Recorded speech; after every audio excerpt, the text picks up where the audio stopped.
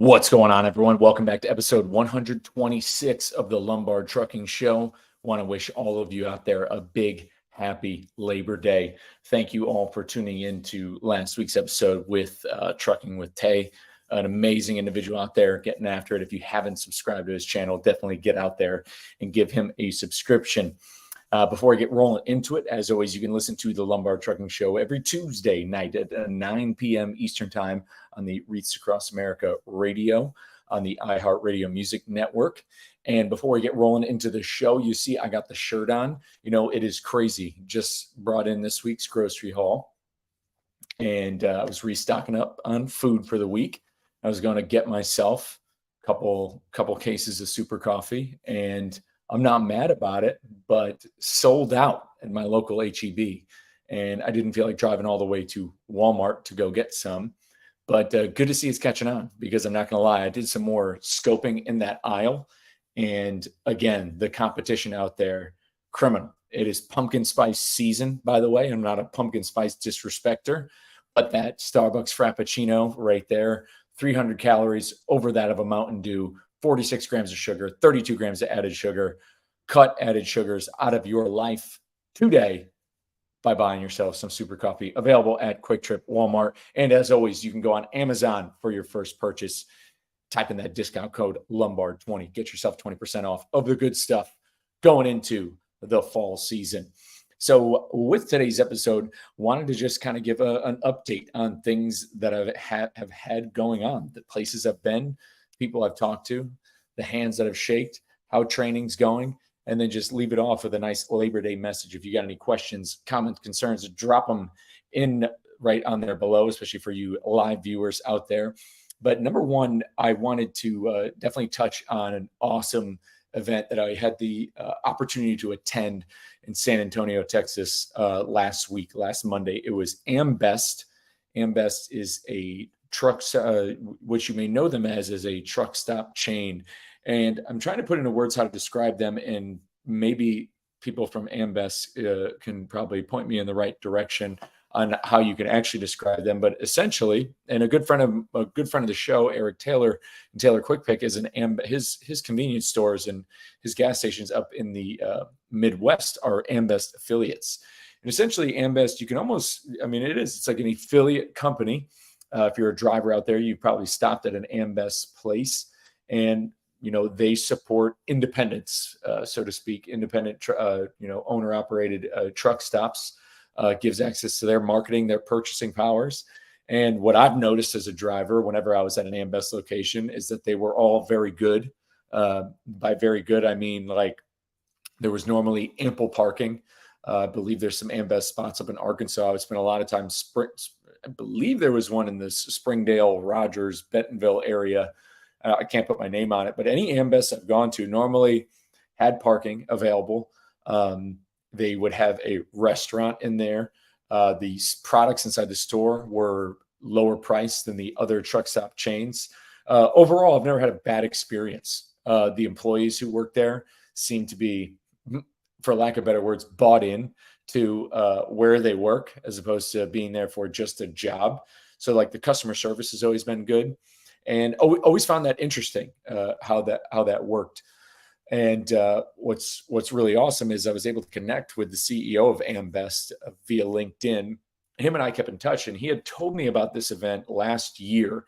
He had tuned into the show at one point, and we had a conversation over LinkedIn. And he had mentioned, trying to have me speak at that event. We ended up losing touch, and then as things like ramped up with Super Coffee, I was like, I've got to, and everything with Super Coffee, I'm working with them in sort of a consulting role, because we're trying to get Super Coffee and, Super Coffee in front of the industry to, help spark some change, because they believe in my mission and I believe in their mission. And I was like, well, I got to, I considered the CEO as somebody who's tapped into my network. And I was like, well, let me reach back out to him, because I would love to have a conversation and see what's going on at that event. And sure enough, he gave me the, he invited me down to that event in San Antonio, because he likes what I have to say on the internet. which is truly special. Something that means a lot. Wasn't available to speak at that event. Hopefully that's something I can do in the future. But I can't give enough, give enough respect to Chuck for inviting me down to that event, because it's just one of those things similar to Broker Carrier Summit that just left me like fired up, like absolutely just like ready to like run through an absolute brick wall of just going down there and meeting people. And I went in there not knowing anybody who was going to be down there. And I was just going to go straight in and just start shaking hands. I wore this polo as kind of like a icebreaker. So people ask about it. They wonder who it is, because I'm wearing the, I'm wearing a company that maybe they haven't heard of. I also don't have any Lombard polos myself, but maybe I should invest in some green polos. That might have to be the move going into 2025. Polos, polos just look good no matter what, no matter where you go. If you got polos on and you're walking around like a conference, similar to the vest, you got the vest on, people are like, oh, he's important. Or you want to get backstage at a concert, you just need the safety vest and the clipboard, and you're in and you're getting in there. You got a polo on with like company logo. People are like, oh, he's the guy. He's the guy. And more on being the guy in a moment. But what an amazing event. I mean, it's just essentially a conference where they had a trade show. I was only available to go one night. I tried to go down the next day, but I was really bogged down with stuff at work. I had to take my pets to the vet, sidebar. So I had a whole bunch of stuff going on. I wish I was able to get back down there, especially give a shout out to the Truck Parking Club guys. I was on the Logistics Lounge recently, previewed a great race day helmet that the Truck Parking Club guys have sponsored and donated to the mission. So I was looking forward to seeing them. But going down there for one night, I was able to really shake hands with a lot of people and have some awesome conversations. One of which being that I got to give a shout, and I want to just give shout outs to these guys. I met a woman, Jennifer Hill, from Tega Data. If check them out, tegadata.com. They do a lot of purchasing. They have a lot of purchasing software within like truck stops and travel centers throughout the country. But one thing I wanted to share was the first conversation I had as soon as I got there. This gentleman, he works for East Coast Towing. His name is Matt. I don't need to fully dox this guy, but interestingly enough, as I got my name tag, I started having a conversation with this guy, and he was like, "What do you do?" And I was just like, "Well, I work full time in the fitness industry." And, and he was asking me about my shirt, and I was explaining to him everything with Super Coffee and telling him, I was just like, what I do. I was like, I'm a guy who's on a mission to change the culture of health and fitness in the trucking industry, in transportation. And he starts asking these questions, almost like he's a venture capitalist in a way. It kind of threw me a curveball. I feel like I took it well, but he's like, who's your ideal customer? What are you selling? And I was like, I'm not selling anything. I was like, that's the thing. I'm not selling anything. I was like, I'm trying to change the culture. I'm trying to, and I hate using the term, but I'm trying to influence change. Like, so from the top down, change the environment of it. And he goes, yeah, but you can't sell that. And it's like, great. I don't care. Like, I was at that event for free on my own accord to have conversations. And Gord's been on the show to talk about this. Like, I'm there to have conversations about reality. The reality is people are dying because of their job, and the environment they work in is the reason why they're dying. And I want to change that. I'm sorry that it's not always something you can sell. And the best thing that I had coined up as I was talking to him, and it had to do with what I'm doing, what I'm trying to do, because I know it's, by all means, it sounds, I'm fighting this moral uphill battle. I get it, because in reality, when it comes to the food and the options and the availability of the environment at these travel centers, it's going to the highest bidder. It's all about dollars. But my argument to that, and this is something I wanted to say live and talk, because I get it. I'm going to war with people like McDonald's and stuff like that. Essentially, that's who I'm trying to, rally against. And to take powerhouses like McDonald's out is no easy feat. Or to take Java Monster out and put Super Coffee in. Not saying that you'd have to take it out and in, but it's just realizing that Super Coffee is an almost identical product, just healthier, to get it in the same shelf. Uphill battle. I get it. But I linked it to this kind of, I made this comparison. So in the 1800s, and this is what I was telling him. I was like, so in the 1800s, Great Britain outlawed slavery, 1830s. I can't pinpoint the exact year. Great Britain had outlawed slavery.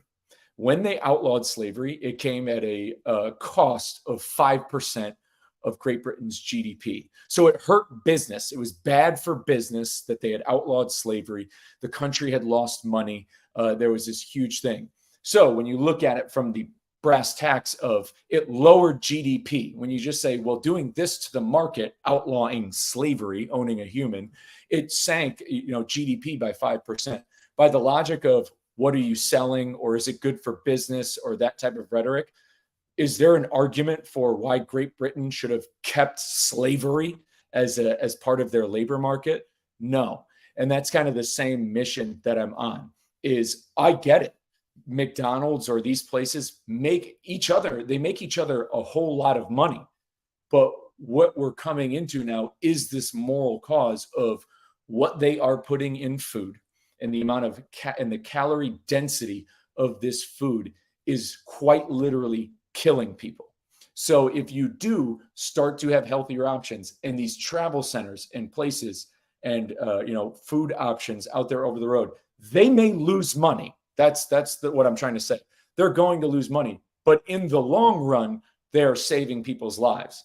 What's better? And on a day like Labor Day, I find it really important to talk about what is more important: having people live longer, better, healthier lives, or just the bottom dollar?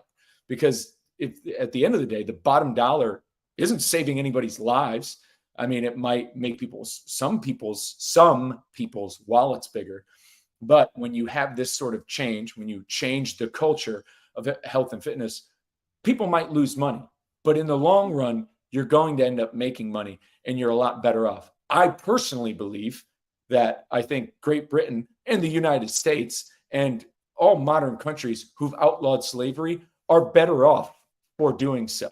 And not just from the moral side, but from the business side as well. When you have, paid labor, that sort of thing, it has innovated on certain levels. So that's my argument. And that's my kind of like callback to this whole, who's your ideal customer? I don't have an ideal customer. My ideal customer is somebody who uses the internet. If you consume content, if you go on TikTok or Instagram or listen to podcasts, or anybody who consumes content, that's my customer. So to answer Mr. Matthews' question, whether he sees this or not, I did talk about the show. I did pitch the show to the gentleman, but I appreciated his challenge to what I'm doing. It's good to have somebody like keep you like on your toes for that, because I drummed up that whole GDP Great Britain thing like off the cuff. And, I kind of was like, I walked away from that being like, dang, that was pretty dope. So, it got me fired up. It got me geared up like, man, I'm going to go meet some people after this. And met another gentleman from NATSO. And NATSO is an organization I didn't really know much about. They're an organization that, they essentially lobby to the government about certain, they literally lobby for travel centers and truck stops to the government. Like if, for example, a municipality wants to build a certain road that goes through a certain farm to market road in Texas that's near a truck stop, NATSO will step in and be like, hey, this is going to hurt our business, something like that.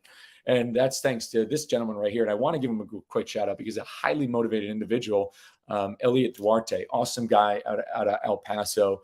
And it was him who gave that reference. He's like, yeah, so if this happens, we would do this. Like during COVID, they were talking about closing travel centers, and we lobbied to the government about why it's an essential business. And so NATSO, an organization I would like to keep my eyes on. If anybody watching live right now has got any inside baseball on them, I look forward to connecting with Elliot offline, sending him an email. But if you've got connections within NATSO, please let me know, because it's an organization I believe that can be a major player in changing this culture of health and wellness. Also, AMBEST himself, the purchasing program coordinator, Pat Brown, phenomenal guy, great personality, great presentation he gave about what AMBEST's purchasing programs offer independent travel centers, owner operators. and how they can, like, what they offer, how it saves them money, and how they're able to sell things at, X whatever prices, and how it's better for customers and will bring in new business. Just a wealth of information going on down there. And then, interestingly enough, I needed to go over and talk to them about Core-Mark. So Core-Mark, and I met this gentleman. His name's Michael Carlson. Awesome gentleman I got to meet there. I went to their booth as they were setting it up. We had a great conversation at dinner, talking about, because Core-Mark is who produces a lot of the food that goes into these travel centers. And so essentially, I'm in contact with the people at Core-Mark, looking to get them on the show. I know that they're owned by Performance Food Group, PFG, and I know that friends of the show are very familiar with PFG. I've met plenty of PFG drivers themselves.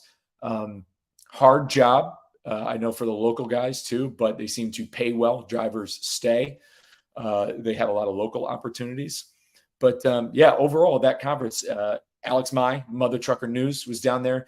Him and I had an amazing conversation. He kind of steered me in a great direction with what, with everything that I'm trying to do with going into this industry, trying to work in this fitness consulting role, and about how I need to be that guy. And that's the guy I want to be, is at those events, talking to these people, having these conversations. Got to talk to another great travel center owner. They own a couple of truck stops, Swift truck stops out in the Houston area. And third generation family owns these truck stops in Houston, and they are growing.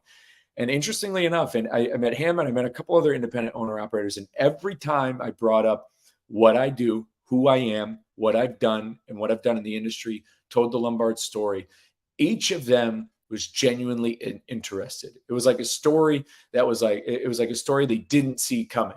And I get it. And maybe you wouldn't see it coming from a guy wearing glasses like these and, hair like this.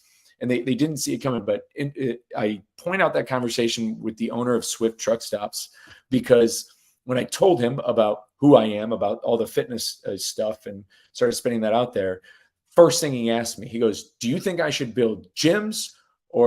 Because his big thing now is putting in dog parks. I'm like, dog parks are great, phenomenal idea. Number one, you're going to get more than just truckers there. I was like, and this is something I wanted to touch on. Share your opinions down in the comments, because people always talk about how, like, truck stops need gyms, and I don't disagree with that. But when it comes to these gyms, the equipment they put in, and I've been to some, are never very good. They don't get good investment. They're very small, and they're not upkept like any of the ones in a Petro I've seen. And I'm not saying, and once again, I think that the door is very much open for a Planet Fitness or a travel center, and any of these travel centers, to invest in actually building a state-of-the-art facility within their current infrastructure. There's definitely room for that, and there's definitely a reason why they definitely should do that. But I like to look at, because a lot of people ask me, the question is, what can somebody initially do to start losing weight? Like, how can they start make a change to live healthier? And my first recommendation is always walking. Walking. I called it. I said this on the Logistics Lounge. Walking is the gateway drug to fitness. And so, whereas investing, again, we talked at the top about money. So investing in a state-of-the-art fitness center or truck stop could come at a cost. Now, it has long-term benefit. You're also differentiating yourself from the competition. So I'm sure if you underwrote it and marketed it in a certain way, there's no reason why these travel centers wouldn't invest in it. And I think it would get good use. It could pull more drivers into their travel centers, or other people.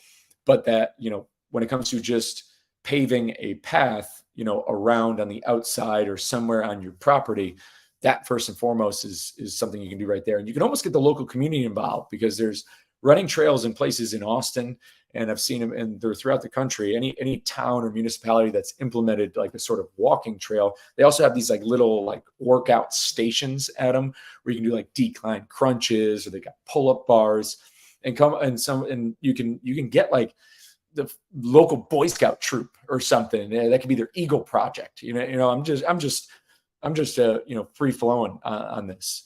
And I had that conversation with him. I was just like, I think walking trails would be like your best, initial investment, and the dog park as well, because he was asking about like gyms and fitness centers.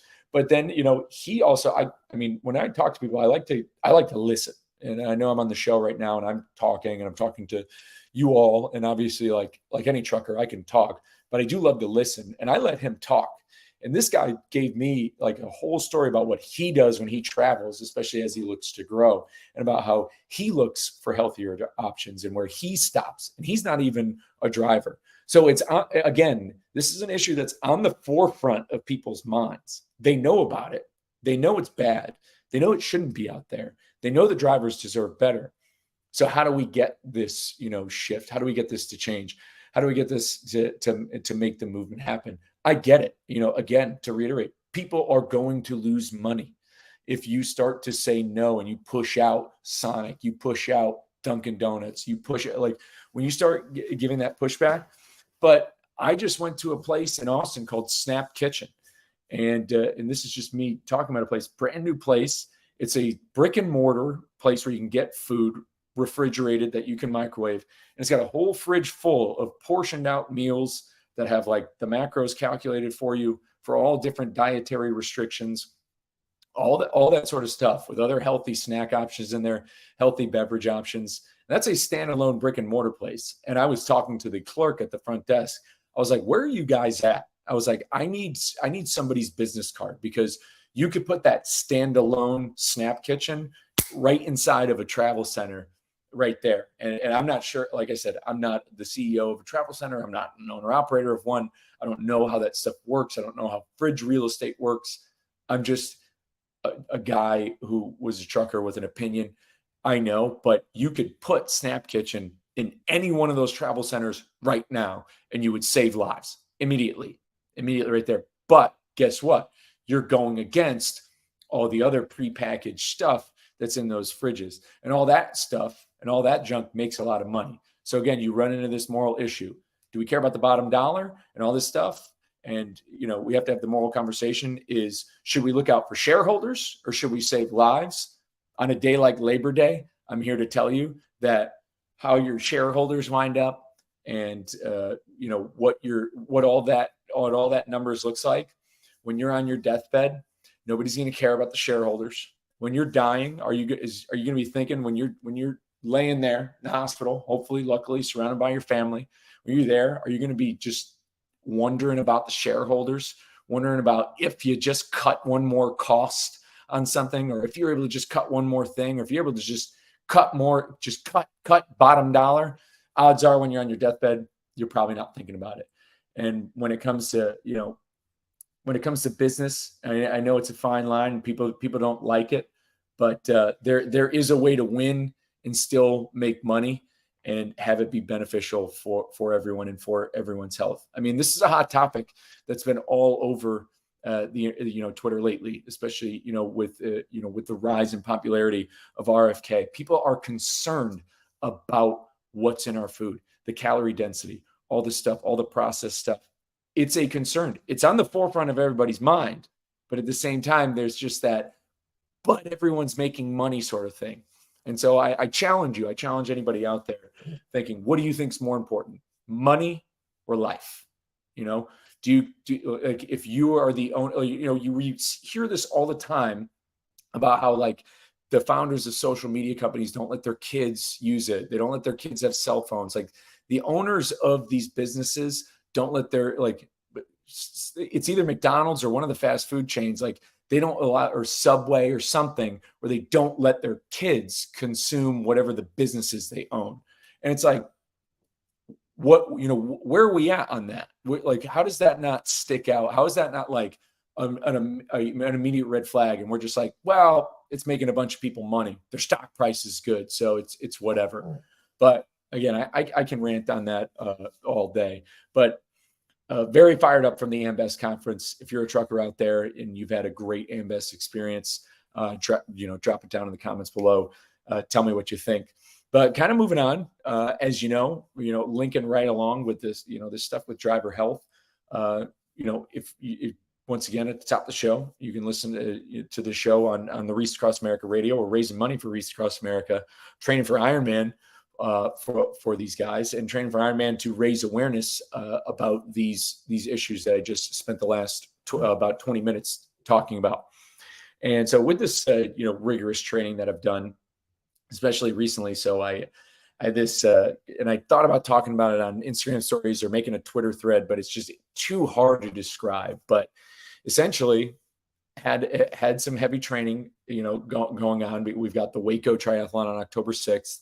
So in the swimming training is, that doesn't beat down a lot, not a lot of gravity there. But, when you crank up your cycling, and you're doing 50+ mile rides, you're doing double-digit runs, it does take a toll. And I do the right things. I'm eating the right amount of protein. I'm stretching when I can, but you still can't, there's still little things that keep up, just like with a car or any sort of machine. And so my hip got tight, like right above the hip bone, right here, my hip felt tight. And I thought it was something, and like, no matter how much I stretched, I would do this hurdler stretch, and the hip flexor itself actually goes into your pelvic girdle, not to get too nerdy for you, and so like the muscle itself goes into it, part of the hip flexor does. So it was tight. So I was like, I need a deep tissue massage. I had this issue early on in my fitness journey with neck tension that was causing these migraines that, I went to the freaking ER for because I thought I had a brain tumor. That's how horrible it was. Felt like a ring of fire was going on.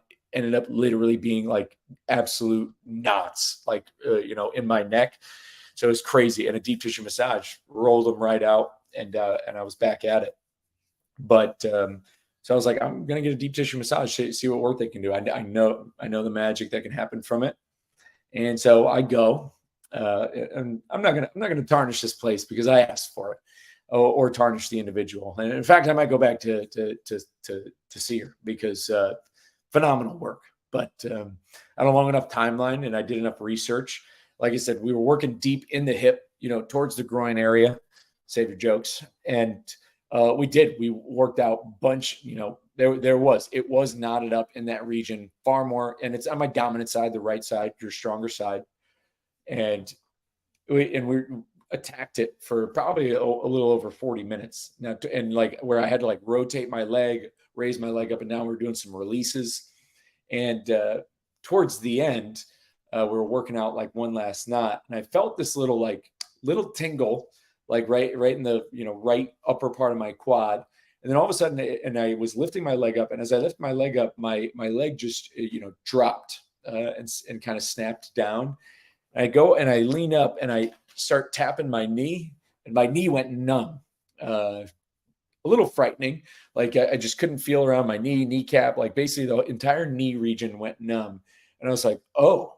And I like stood up, and I was like, this is weird. Like, because I was able to stand up, and it's like, I still felt my quad, still felt my calf, and I like squatted down, but it just felt like there was just this gap. Like my knee was literally like gone, and it was like super weird. And I was like, and she's like, oh, that's not supposed to happen. And she traced her steps, she's like, there's nothing crazy. It doesn't seem any sort of pinched at all. And she was like, honestly, this is rare, but it happens. And I was a little freaked out. I left immediately, did what you're not supposed to do, Google. But Google was actually kind of spot on. It talks about how it's not common, but it can happen. Anything deep tissue. And this is for you guys out there, drivers. I know, especially if you're a driver, you should definitely look into getting, or any sedentary job, you should definitely get a massage, especially for your lower back. Could release some tension that you have going on. And so I looked up, it can happen. You can aggravate the nerves. But what confused me was the timeline. So I needed to know that. Luckily, I'm connected with some physical therapists, thanks to working in the fitness industry. And I started talking with this gentleman, and he had told me essentially, so nerves, and this is for anybody out there who's curious, so nerves recover at a rate of 1 millimeter per day. And 1 millimeter is not that large. And you figure, if she was going, 2-3 knuckles on the area and it went down, you're looking at 2.5 centimeters. So you could be looking at, 20-day timeline of this. And essentially, like the only protocol is to continue training as normal. Like that's what he said. That's what the massage therapist said. That's what the physical therapist said. That's what Google said. They're like, yeah, you got to train as normal. And so that's what I did. It was really weird. I was kind of off balance. I'd say it's probably been the biggest mental struggle I've had, in the last 5.5 years of being on, this fitness adventure, because, early on, it's very hard that, a lot of people quit trying on their journey early on because they, had a bad day or their knees hurt. And so that's what stops them. I had that first type of like mental block where I'm like, I don't like this anymore. And I started to like somewhat panic, like, am I going to make it to Waco or anything like that? But like, true to it, anytime I just committed and still went to do the work, it felt good. I felt better afterwards. Like my back would be less sore. It was odd because of the knee numbness, my right quad was working harder than my left. So my right quad felt more sore than the other leg. So having that like muscular imbalance in strength really throws a mental curveball, especially with running. Running is what I've been predominantly doing especially the last 4 years. So to not feel normal when running will play games with your mind. But I want to relate that to anybody out there early on, especially early on in your fitness journey. And this could be even just from walking. You may have knee pain. And the only way to figure out that knee pain, besides ice and ibuprofen, is to continue training. Either reduce the load or you need to start strength training more. That's where you need to start adding this. So this is just a fun fitness fact for you. This is straight, and I'm not a doctor or physical therapist, but you can ask any physical therapist. I'm simply parroting what they say. For runner's knee type of issues, if your knees hurt, number one, a lot of times knees can hurt because of the weight on your body. So losing that weight will help. I know this from experience of having an extra 100 pounds on top of me. I know how it feels to, land on your feet with that extra weight, or try to run with that extra weight and do CrossFit with that weight. So that the weight on your body does cause a problem. But to strengthen your knees, you need to be doing reverse lunges, single leg reverse lunges, unilateral movements. So you can do it on both sides, split squats, RDLs, rear foot elevated, split squats, your back fits on the bench, and you drop the knee down. You have to strengthen the quads around the knees. Runner's knee a lot of times come from weak muscles that surround the knees. So, fight through it. To anybody out there getting after it, it is a fight. It is not easy. You have to stack your wins. Which leads me right into this call to action for the Lombard 69, which I got to give a shout out to my guy, Dale Prax.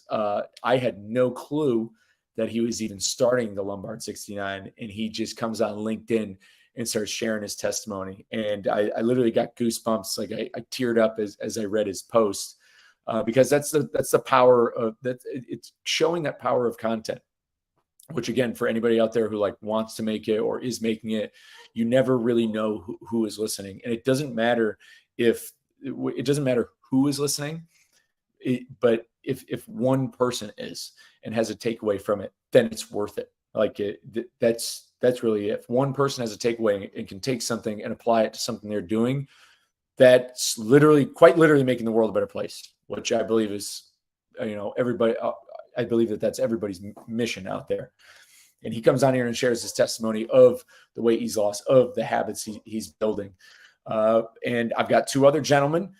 Got to give a big shout out to the boy from the Logistics Lounge, our man Pedro. He's out there putting it in. I'm texting this dude every morning. I texted him this morning, a great Labor Day message. He is a highly motivated individual who is following this, as well as John. I'm sorry about your last name, Larati. Maybe you might have to correct me on your pronunciation. I hope you're a fellow Paisan. He's a driver. He's on the Lombard 69. And so with this, now it's not supposed to, I have to take the picture in there every day because I believe it's important. It's an important habit. So that way you can see the actual results, because something like the Lombard 69, you may not see a big weight loss shift. To break it down real quick, essentially what you have to do, it's kind of a somewhat, somewhat watered down 75 hard, but something I believe it can be the catalyst. Again, I'll use that term, the gateway drug into healthy habits, which is from there you can stack and continue to get better with your health and your health and fitness. And so the rules are, again, I'll go through them: 100 grams of protein per day, 7,000 or more steps per day, 2 liters of water per day, read 10 pages of a nonfiction book, try to start with Can't Hurt Me by David Goggins, take the progress photo, and don't drink, no alcohol. Those things right there. If you can do that for 69 days, then you have likely set in a new habit. One of the biggest takeaways from Pedro that he talked about on the show, he had no idea how little protein he was consuming. And that is generally out there for most people. Most people are not consuming enough protein. That has an effect on your sleep, has an effect on your energy, has an effect on your hormones, your hair. Hey, here's a secret: your nails, and obviously the retention of lean muscle, which the retention of lean muscle is the most important thing for longevity, period. Having a high VO2 max endurance running is great, but at the same time, what's also just as great is being able to build and sustain lean muscle.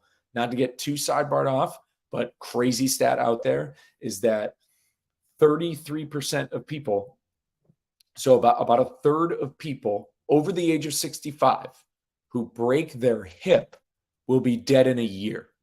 So I want to say that again. If you are over the age of 65 and you break your hip, a third of people, or you have essentially a 33% chance of dying within that year because of the recovery, because of the loss of muscle, and how it opens you up to not moving, opens you possibly up to more injuries, re-injuring yourself, more sickness, whatever that cause of mortality may be. What prevents you from breaking your hip over the age of 65? Building and retaining lean muscle. And you need to build that habit not in your 50s. We have to look at it like retirement. When it comes to your health and fitness, things like chronic diseases, straight out of Outlive, straight out of Dr. Peter Attia's book, you can't start in your, if you haven't started and you're in your 50s, regardless of age, regardless of gender, regardless of injury, you should be strength training and moving your body. So don't get me wrong, it is never too late. But if you want to stave off chronic disease, you need to be starting in your 30s. So diabetes, heart disease, it doesn't happen in your 50s. It doesn't start then. It started 20 years ago. And through 20 years of lifestyle, that's how you develop chronic diseases. It doesn't happen just because you're 55. It happened because of how you were living your life at 35 and onward. And that's why I believe the Lombard 69 can be something to change your habits, to get you going in that direction. Because doing 75 hard or any restrictive fad diets don't I fully endorse 75 hard. I've done it, but you need to be at a certain level to be able to mentally want to be able to do that. And if you're somebody like a driver, or maybe you're somebody who's working in this industry and you're not in a position to sacrifice sleep, that's a thing. Like, if you want to put yourself through it, go for it. If you fail, just start over. But I can't emphasize enough how much sleep is important for people in this industry, even the non-drivers. You're making decisions that are very, for lack of, not to sound too much like a nerd, mission critical decisions. You don't want that load going to the wrong place, wrong carrier, wrong driver, any of that stuff. So sleep is just as much important. Every time you sleep, your brain is essentially doing what a street sweeper does to your street. Cleans up everything through your brain. And when you lack sleep, when you cut your sleep short, if you're not sleeping 7 to 9 hours a night and you're sleeping more, 4 to 6, you're skyrocketing your odds of, neurological disorders like Alzheimer's, dementia. So sleep is important. Anybody out there saying, sleep's for the weak, all that stuff, very tough. But we're seeing this a lot with Navy SEALs who are getting older. You're getting Alzheimer's earlier, all that sort of stuff. That's not, sleep is a crutch. I've heard it all when I was in the Marines. It couldn't be further from the truth. And just like the book says in there, if humans did not need to sleep, we would have evolved past it by now. Because when we sleep, we're also at our most vulnerable, where we can be killed, by predators and stuff like that. So if we didn't need to sleep anymore, we would have moved past it. You know, like as a species, we would have figured out, we would be sleeping less and not suffering neurological disorders later in life for it. But anyways, enough about that. Call to action here is it's catching steam. The people on LinkedIn are talking about it. Some of you live viewers, I appreciate you guys. I can't appreciate the people who are kind of in on this and seeing it for what it is. And I get it. The 69's in there because if you're not having fun doing what you're doing, then what's the point? I mean, you got to be having fun. Like, I know the training I'm doing is hard, still fun at the end of the day. Going on a bike ride, kind of like a little kid, but grown up.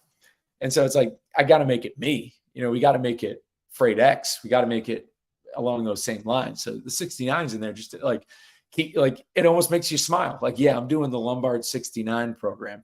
Like, it makes you look forward to it as opposed to like doing something that's very hard. Like, oh, I'm on this very restrictive diet where I'm never going to eat ice cream for the rest of my life. That's not fun. Lombard 69, you can make it fun and you can learn along the way. And so I need to develop an app, like something tangible to where it can be easy to track, because I love the First Form app. Don't get me wrong. I still work on it. Got, Pedro's on it. It's a great resource like MyFitnessPal, but similar to the 75 Hard app, it's just a checklist. You check off the boxes as you do them, and then boom, you get that completion. There is a dopamine hit to doing that. That's why people journal. That's why people like make a to-do list or goal setting. There is a dopamine release. There is something, in our brains there when we check off a task, it will make you feel good. It makes you feel accomplished. So anybody out there in the tech space, tech sphere, who can help me with an app. And I know when I jumped on the Logistics Lounge on Friday, there was a gentleman on there I connected with. He said we were going to talk, but like, let's blow this up within the freight and transportation community. Why not? There's so much bad. There's so many problems in this industry. Let's get some people on the Lombard 69 challenge, especially if they want to live healthier lives and aren't, just about to jump into some crazy, fitness routine, and they want to just stack the habits. That's how it should start. The reason why I wanted to coin something like this is because it took me 5.5 years to lose 100 pounds. It didn't have to. I probably could have done it quicker and sooner. And there are people who've done it kind of along the same timeline of building healthier, sustainable habits. I kind of learned, did it fire, almost shooting from the hip a little bit, or just got the volume of movement in when I could, and then figured out food. I kind of just figured it out on my own. And then through content I consumed and conversations I had, there's nothing wrong with that. But if there's a way for people to achieve that a little bit quicker, why not? So tech guys, Tech Bro Tuesday, Lost Freight Discord. We're gonna let's do some brainstorming on it, because why not blow this up? 75 Hard, super popular, and great, but why not us, right? Why not us? Why don't we do it? Why don't we get up on that same echelon? The freight industry, I get it. The news we talk about, not that sexy. Trying to make it sexy, especially with ocean container freight stuff. But anywho's, wanted to sign this off though, it being Labor Day, and I did just post a reel in TikTok on this, but I believe it's an important message. Labor Day is a holiday that, it's really funny because, there are still a whole bunch of people who are working, including America's truck drivers. And, but it's a day that I think whether you're working or not, to really reflect on life. Now, I was thinking about this. I ran today. I went for a 13-mile run, and I'm bullish and I'm big on this mission of changing the culture of health and fitness. And personally, I believe that if, motor carriers were required to put as their first bullet point of job description, job will remove 16 years off of your life, I think something would immediately change if that was to happen tomorrow. Especially in the recruitment space. I think you'd see a huge shift in how you can recruit, who you're going to recruit, or just a shift in what motor carriers are going to do to change that. Because that's the thing. We need the motor carriers to participate this, and well, they should be saying, the motor carriers should be in front of these travel centers saying, you are killing my employees, to that extent. That's how serious we need to get about this stuff.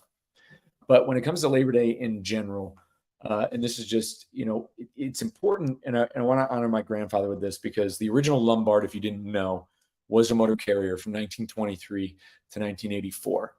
It was a Teamster affiliate. They were a union carrier. And I understand not everybody who listens to this show, a lot of my friends, people don't like unions. I get it. I don't have an altruistic view of unions myself. I believe that the Teamsters my grandfather was a member of is far different than who they are today. It's gone through its changes. It's definitely a little bit different, but I have the utmost respect for the fact that as a part owner of that company, he was still a driver for 30 plus years.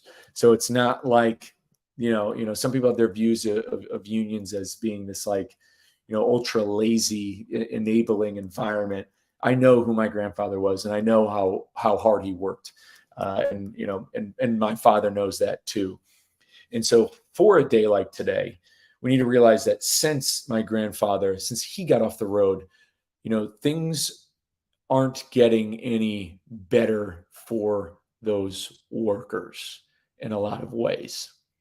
We have these problems. We have this health problem. We have the parking issue. We have all this stuff. And it's ironic that on a day like Labor Day, truck drivers are spending times at docks for multiple hours, are working, sitting in traffic, whatever the normal issues of the industry may be, they're sitting and suffering while there are professional email senders who are off work for the day. And I'm just here to say that those people out there, I want to give them, the biggest, they deserve the utmost amount of respect. And so for the LinkedIn posts I see all the time that talk about how, a load isn't worth this money, or I'm overpaying, or you don't think that the service is worth it because you found some questionable carrier to haul it for, crumbs. Shame on you. Goes back to the top of the show with this whole idea of caring about profit margins over people's lives. At the end of the day, somebody's life is at risk to haul your freight for some company from point A to point B, and they're not near their families. And I've been trying to figure out how to put this in the words, because I've also seen this on LinkedIn, and I don't know the individuals offhand, but I've heard this: nobody holds a gun to your head to do the job, to take the job of a truck driver. You can quit at any time, which, for lack of better words, that is gaslighting. Because if nobody did the job, then what would you say then? So if they all quit, which personally, I wish all the trucks would just stop sometimes. If they all quit, what would you say then? So nobody's holding a gun to their head to do that certain job, but also nobody's holding a gun to your head too. And just because they're not forced to do the job of a truck driver, like, do you believe that they should? Like, is that how it should be?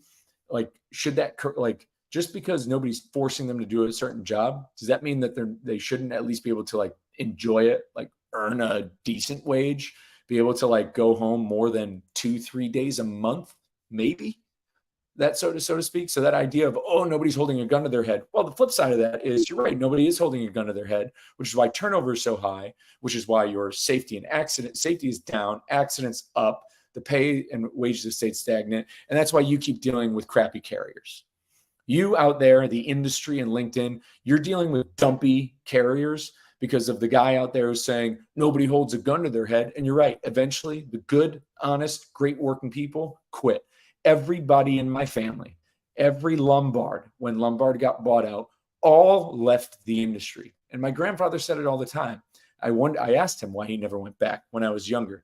And he said that the government came in and screwed it up. And now it's a bunch of people. He was using union rhetoric of it's full of bottom feeders, all that sort of stuff. People will work for less. So I'm on of it. I'll never do it again. And there you go. That's why. And that's still happening today, where you are forcing the good, honest people out with so much technology, pay that's not going up, maintenance, all this stuff, the parking issues, it does. So when you're on the one breath complaining about a motor carrier, but then in the same breath saying, well, nobody's holding a gun to their head, find out you're the common denominator. So let's show a little bit more respect. Take Labor Day to give some respect to those guys serving over the road, and to anybody out there in general. I wanted to say this because I ended my reel on social media with this. When it comes to Labor Day or life in general, and I know I mentioned that slavery mentioned at the top of the show with Great Britain's GDP and all that stuff. But in this post-COVID world, I have heard over and over about friends of mine who, there have been layoffs at their job, and they've elevated in their role. They've gotten more responsibilities, but their pay has stayed the same. So they make the cuts, and then they're given more. The workload is on them. And then when they give any sort of pushback, they're told that they're lucky to have a job or whatever, or whatever.